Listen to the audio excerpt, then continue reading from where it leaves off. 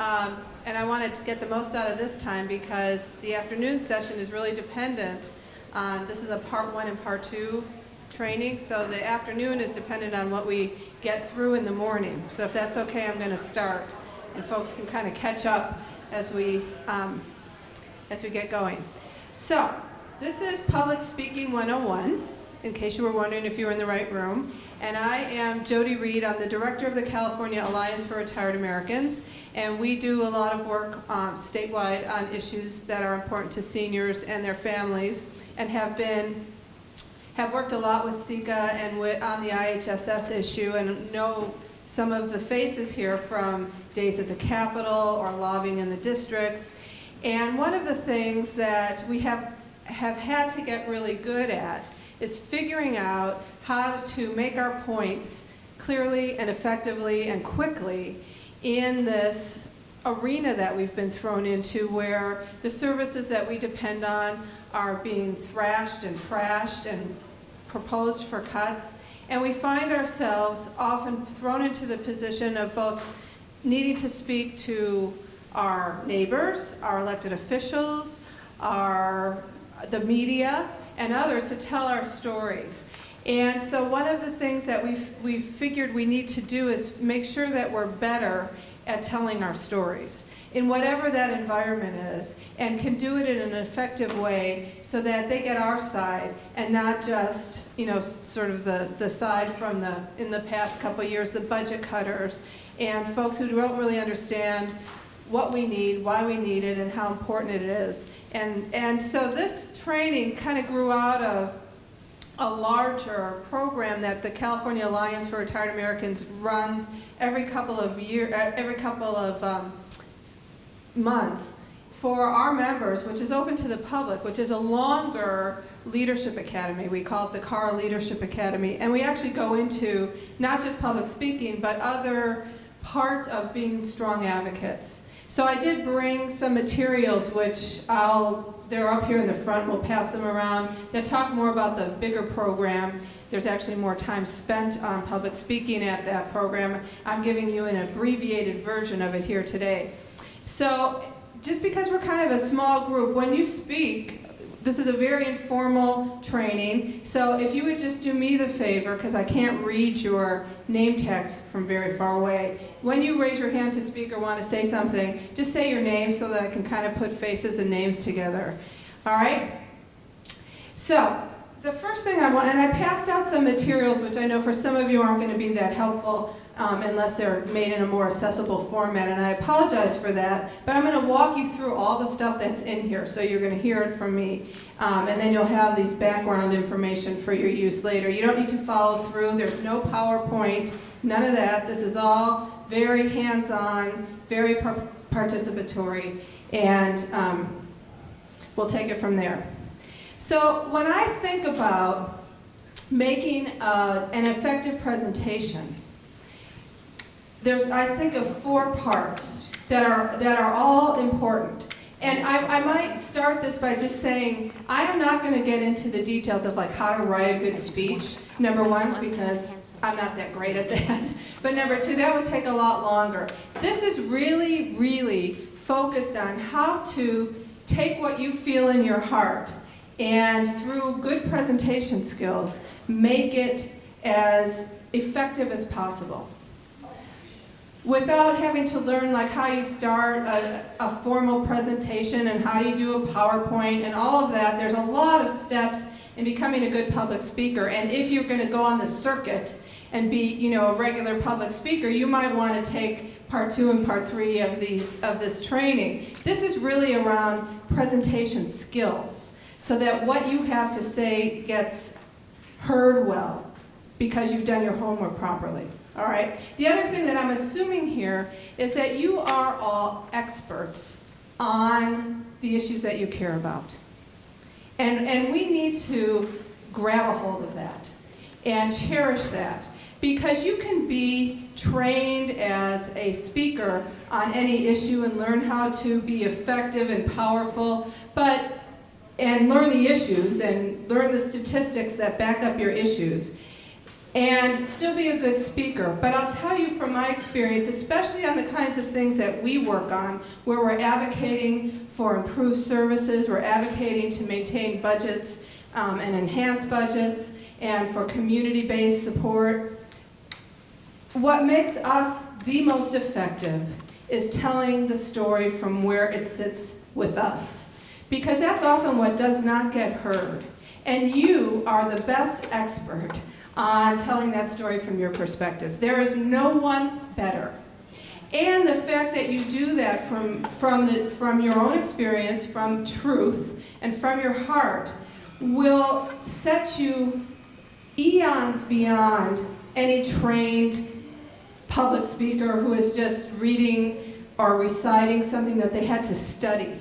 And so the first thing I want you all to do is to embrace the fact that if you choose to be a public spokesperson for your issue, for your community, whatever it may be, you need to embrace the fact that you are going to be the best at it than anyone else who has to learn it.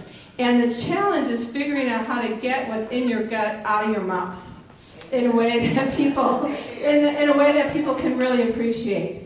Because there's no one who can tell your story better and with as much passion if you can get it through your body without shaking and tremoring and closing up in your throat because you're nervous, which happens to everybody, even professional speakers. So this isn't going to be about how to become a Toastmaster. This is about how to tell your story from your gut in the best way possible with a few tips. All right? So everybody's kind of clear what you're getting yourself into here. And we're going to be practicing what we learned this morning, this afternoon, in the part 2. So we're passing around a sign-up sheet, and the way I'm going to do that, because we're not going to have time in our short workshop session to give all of you a chance to practice what we learned, so we're going to kind of pull names from a hat. So Janet Canterbury, who is here helping today, is passing out the materials, and there's some more here for people who came in late. And she's going to take your names, and then we're going to put them all on little pieces of paper and pull them out in the afternoon to pick who's going to go first and second, etc. And we probably won't get to everybody, and you'll probably be very glad about that. Some of you who don't get picked. The hardest thing about public speaking is just getting up the whatever it takes to do it. And I can tell you, I do public speaking a lot in my role as the director of a statewide advocacy group, and I've been doing it for years. And every time I'm driving to the place where I'm going to go speak, my heart starts pounding, and I start thinking about the first, can I say that I got a flat tire, or uh-oh, I'm sick, or how do I get out of it? It's always the same. It's like the build-up for the speaking. Once I get up here, I'm actually okay. But the getting here and the sort of thinking about it, I always get scared and nervous, and I'm afraid I'm going to do a really bad job. And I think that's really normal. There isn't like a recipe for success that will eliminate your fears. I think practice helps you give some confidence so that it isn't quite as bad the next time and the next time. But there are some tricks that will help us all get through it a little bit better, and that's what we're going to go through today. So there are 4 parts to public speaking that I'm going to go through very quickly because we don't have a lot of time. So I apologize if I'm talking really fast, and if you need me to slow down or you have a question, just raise your hand and stop me. All right? So the 4 parts are getting ready for the presentation. So this is all the pre-presentation stuff, before you even get to the time you're going to speak, wherever it may be. Then getting started once you've been called up to speak and you actually start the process. How do you do that? Then just getting through what you want to say, and then getting, I call it getting off, or getting away, leaving with some dignity after you've done your presentation. So those are the 4 parts I'm going to take you through, and feel free to interrupt me or question me. So are we're all clear? Everybody's good? So far so good? All right. So let's talk about getting ready. One of the best ways to deal with fear and nervousness is to know as much about the situation. How many of you have actually spoken in public, just out of curiosity? Oh my gosh, so you probably could teach this class. All right, so, well, you know what, just doing it is victory. So there's no wrong here. There's no wrong. And you have so much to offer. And I'll talk about that a little bit later. All right, but getting ready. So how many of you have spoken like before a public body, like a board of supervisors or a legislature? How many of you have been to something like that where you've seen other people speak? All right, so, and then how many of you have spoken like to a community group or a school or something less formal than that? A lot of you. So knowing who your audience is and what the protocol is the most important thing. Because if you're going to a public body, for example, like a board of supervisors or the legislature, there are rules about speaking and testifying. You only have so much time, you have to come up to a certain area, you're speaking to a formal body, you're asking them usually to do something to support a bill or oppose a bill, or in this case, a lot of us this year were opposing the cuts to IHSS, whatever. So there's a very specific protocol. And you need to follow it, because the worst thing that can happen is if you don't know that and you're told that you're going to have 2 minutes to speak and you haven't prepared your presentation or practiced it and it's more than 2 minutes, you might not even get to the punchline by the time they tell you to stop. And so it's important to know in advance what are those rules. But the same holds true for the less formal environments where you might be going to a senior center or to a library or a community group or somewhere else to talk about an issue that you care about or ask them to support something. It's also important to know about that audience. And especially for some of you who have wheelchairs or scooters or canes or have devices that, or needs that you need to make sure are accommodated if you're going to be speaking, knowing where you're going and how it is set up is really important.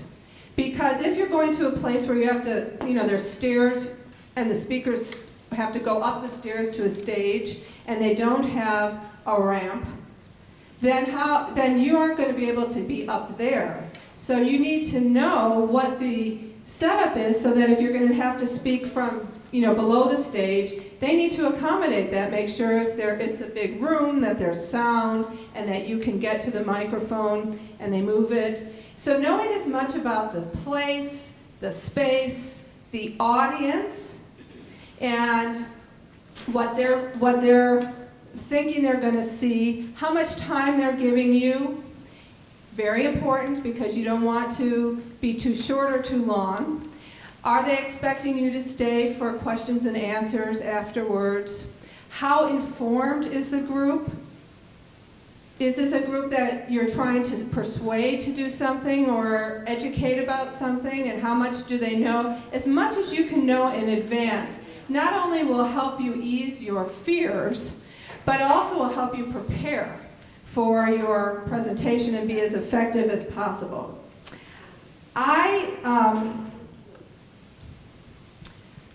One of the things that I tell this story quite often when I do this training, for me, when I first started doing this kind of work, I was going to a lot of senior groups, and I was much younger then. When I first started, I was in my early 20s, and I was going to these groups. Many of them were in church basements or at senior centers or senior housing, and I was going to present. This was actually in Chicago where I first started,